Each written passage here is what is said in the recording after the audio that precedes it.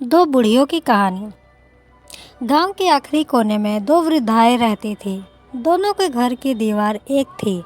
घर के सामने छोटे से टीले पर साधु संतों का एक आश्रम था। दोनों बुढ़िया आश्रम में काम करने जाती। संतों की कृपा से उन्हें कभी अन्न वस्त्र का अभाव न हुआ। एक साथ रहती थी, एक साथ काम करती थी। फिर भी दोनों के स्वभाव में जमीन आसमान का अंतर था। एक उदार थी, देने योग्य तो उसके पास कुछ नहीं था, परंतु अपने जैसे गरीबों को समय समय पर कुछ न कुछ जरूर दिया करती थी। दूसरी कंजूस थी, देने के लिए उसके पास बहुत कुछ था, परंतु कभी किसी को कुछ भी नहीं देती थी। एक संध्या को गगन में बादल गरजने लगे, बिजली चमकने लगी और मूसलाधार वर्षा शुरू हो गई। दोनों बुढ़िया अपने अपने घरों में घुस चुकी थी। अचानक कंजूस बुढ़िया के दरवाजे पर दस्तक सुनाई दी। बुढ़िया भोजन करने बैठी ही थी। शायद कोई तूफान में फंसा हुआ मुसाफिर होगा जो भोजन में हिस्सा चाहेगा। ऐसा सोचकर बुढ़िया ने जल्दी जल्दी जितना खा सकती थी खा लिया। जो बचा उसको ढक दिया और निवृत्त होकर दरवाज़ा खोला।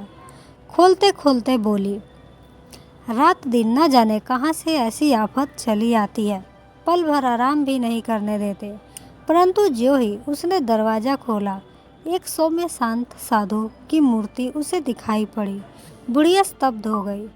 साधु ने वर्षा से बचने के लिए सिर पर एक मोटी बोरी डाल रखी थी। भीगी बोरी से पानी की बूंदें टपक रही थी। रोटी का एक टुकड़ा मिलेगा मैया? साधु ने मौन तोड़ा।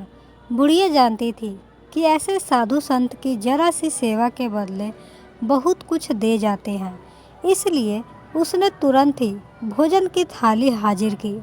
बदले में बहुत मिलने की आशा हो तब थोड़ा सा देने में बुढ़िया भला क्यों हिचकिचाने लगी।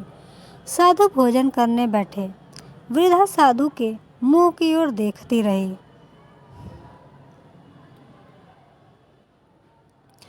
साधु के चेहरे पर एक अद्वितीय तेज झलक रहा था।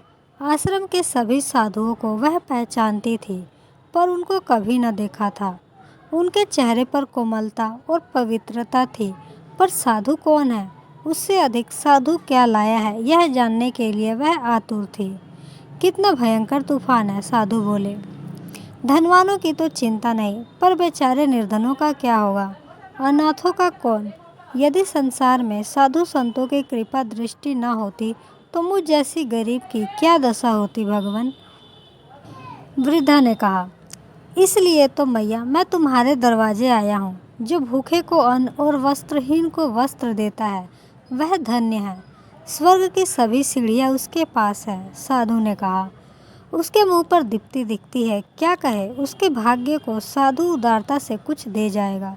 इस आशा में हर्षित हो बुढ़िया बोली, माँ तेरे भाग्य की बलिहारी है। तुझसे भी अधिक गरीब और दुखी लोगों के लिए मदद मांगने मैं यहाँ आया हूँ। दो अपरिचित महिलाएं आश्रम में आश्रय हेतु आई हैं। बिजली गिरने से दोनों के घर गिरकर ढेर हो गए हैं। घर का सब कुछ स्वाहा हो गया है। बेचारी निराधार बुढ़िया है। आश्रम के सभी खंड ऐसे ही निराश्रितों से भर गए हैं। फिर भी हमने उन्हें आश्रय दिया है, परंतु पहनने ओढ़ने का हमारे पास कुछ भी तो नहीं है। यदि तुम आज की रात भर के लिए कुछ ओढ़ने बिछाने को दे दो तो सुबह जब कुछ लोग चले जाएंगे तो हम तुम्हें लौटा देंगे। तुम्हारा तो सुरक्षित घर है, इसलिए कुछ न कुछ जरूर दे सकोगी। साधु ने मदद मांगी। बुढ़िया निराश हो गई। उसकी आवाज़ बंद हो गई। महाराज कुछ दूर पधारते तो धनवानों की कहाँ कमी थी। मुझ गरीब का ही घर आपको मिला। मेरी हालत ही दान लेने जैसी है, इसका भी तो ख्याल किया होता। एक कंबल भी ना दे सकोगी माई? बेचारी ठंड से काँप रही बुढ़िया चौंकी। अभी थोड़े ही दिनों पहले ही तो उसे एक सुंदर गर्म कंबल मिला था। वह कमरे में गई और सोचने लगी, नया कंबल कैसे दे दूँ। उसने पुराना कंबल उठाया और उसे तह करके रख दिया। पुराने कंबल के भी उसे अनेक गुण याद आ रहे थे। पूरे 7 साल से इसका उपयोग करती हूँ, फिर भी अभी वैसा ही है। वे भटकती हुई बुढ़िया न जाने कहाँ से आ गई होंगी। नींद में लात मारकर मेरी कंबल को न जाने कैसा कर डालेंगे। भटकने वालों को क्या भान रहेगा, जिंदगी में कभी कंबल देखा हो तब ना, वे तो बोरियों पर सोने वाली होंगी। जैसे जैसे वह सोचती गई वैसे वैसे उसे अपना अनुमान सच प्रतीत होने लगा। अचानक उसे याद आया कि ऐसे लोगों में बहुत से रोगी होते हैं, उनके लिए कंबल कैसे दिया जाए। 2 साल पहले कुछ रोगी आए थे जिन्होंने जिन वस्तुओं का उपयोग किया था उन्हें जला दिया गया था। कहीं मेरे कंबल की भी वही दशा हो गई तो इतना सुंदर कंबल कैसे जला डाला जाएगा। अभी तो यह 10 साल और काम दे सकता है। फिर बुढ़िया ने एक पतली सी रजाई उठाई, लेकिन तुरंत ही, ना, यह तो मेरे बाप के घर की है, कहकर रख दी। एक पुरानी फटी चादर को जो दीवार पर लटक रही थी उसे समेटने लगी, परंतु फिर सोचा, ऐसे गैर दिनों में यही चादर कंबल का काम देती है, इसे कैसे दे दूं।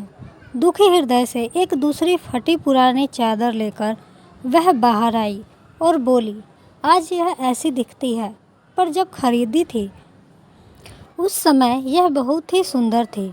8 आने से कम तो नहीं लगे होंगे। साधु ने चादर को कंधे पर डालते हुए पूछा, इससे अधिक आप कुछ नहीं दे सकती। हाय हाय, मेरे घर में देने योग्य क्या है, अब मैं क्या दूं। सारी रात मुझे भी तो अब ठंड में ठिठुर ठिठुर कर काटनी पड़ेगी।